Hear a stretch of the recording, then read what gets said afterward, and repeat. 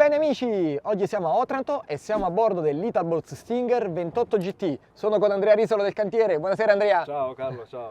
E siamo qui a largo in navigazione per testare lo scafo motorizzato con un Mercury V10 da 400 cavalli. Come vedete dalla camera anteriore le condizioni meteo sono ottimali come test perché il mare è piuttosto tranquillo, c'è un'onda fastidiosa sollevata dal vento, quindi andremo a cercare anche le performance della carena e al tempo stesso monitoreremo la stabilità.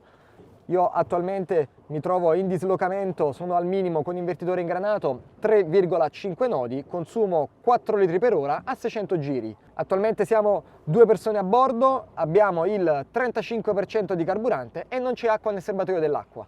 Iniziamo quindi a navigare, trim totalmente abbassato, abbiamo l'Active Trim attivo, quindi possiamo navigare senza pensare minimamente all'assetto perché il motore correggerà da solo tutte le andature e quindi continuiamo ad affondare manetta. 2000 giri, trim sempre totalmente abbassato, 9,5 nodi in salita, 10 nodi, consumo 18 litri per ora.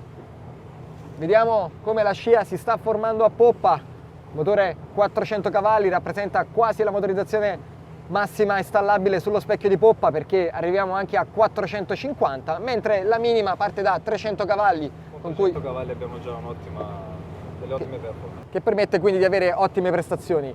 Possiamo quindi stimare una planata bassissima di 10 nodi, ma diamo ulteriore manetta per far uscire totalmente lo scafo dall'acqua. La potenza del V10 permette di non pensare minimamente ai 1500 kg a secco del battello perché riesce a regalare una coppia incredibile. Vedremo man mano proseguendo con la navigazione anche il cambio di passo.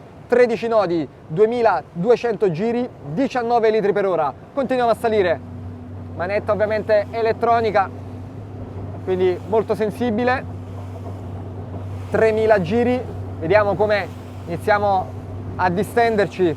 21 nodi, 21,7 nodi, ma arrivando in planata piena arriviamo anche a toccare i 22 nodi. Consumo 31,1 litri per ora, quindi davvero ottimo consumo, velocità di crociera bassa perché il motore lavora senza nessun tipo di sforzo, ma saliamo ancora, vedete, incrociamo anche le onde contemporaneamente, abbiamo al giardinetto, quindi potremo aspettarci anche un po' di ingavonamento, però come vedete dalla camera anteriore siamo sempre costantemente in sicurezza, la coperta è sempre asciutta e possiamo anche azzardare qualche manovra perché la qualità costruttiva è ai massimi livelli. Attualmente 25 nodi, 3200 giri, iniziamo a virare a sinistra, guardate il tubolare poggia costantemente in acqua, quindi rollio ridotto al minimo, angolo costante e nessun problema. Ora iniziamo a vedere come si comporta lo scafo con l'onda di prua e al mascone, col vento teso possiamo aspettarci anche qualche schizzo che salga sulla camera anteriore, ma attualmente è comodissimo navigare a questa andatura perché l'impatto è davvero ben ammortizzato. E a proposito degli impatti, non avvertiamo nessun tipo di vibrazione dalle strutture di bordo perché ci sono le guarnizioni al di sotto di ogni gavone, quindi ogni impatto è perfettamente smorzato.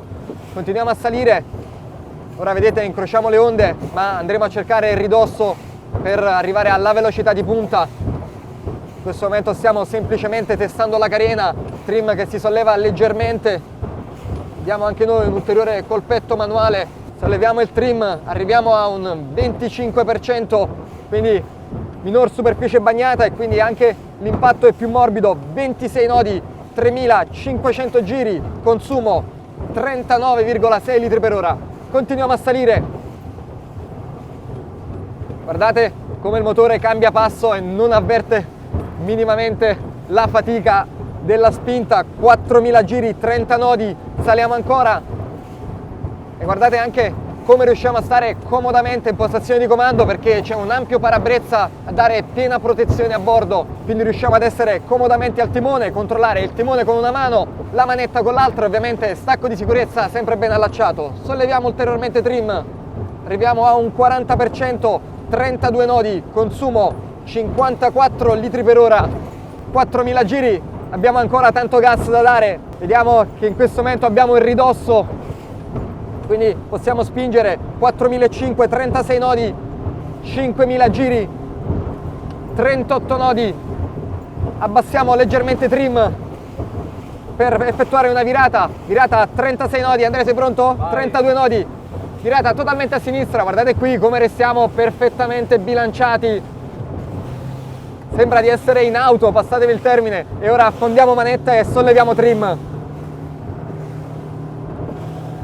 Sollevato del tutto, 5000 giri, trim 50%, 5500, 5600, 45 nodi. Che cambio di passo, signori. 48 nodi, 49. Deceleriamo leggermente, viriamo e continuiamo a sfruttare la zona protetta dal vento per affondare nuovamente. Trim 80%, pochissima carena in acqua. 49 nodi, 49.9, 50 nodi, ci stacchiamo del tutto, 51 nodi. E ora siamo qui in pieno divertimento perché vi mostro anche di cosa è capace questo motore. Ulteriore virata, scendiamo, farei questo tutto il giorno. 29 nodi, virata, guardate qui, tranquillissima a bordo. Guardate anche come restiamo sempre in sicurezza perché i tubolari sono generosissimi. Da 24 nodi, 25, se io vado ad affondare manetta succede questo. Il motore romba, 30 nodi, 31, 32, guardate che cambio di passo, avvertiamo come si stacca anche la carena. Ma adesso non ci resta che mettere a folle e vedere la partenza da fermo.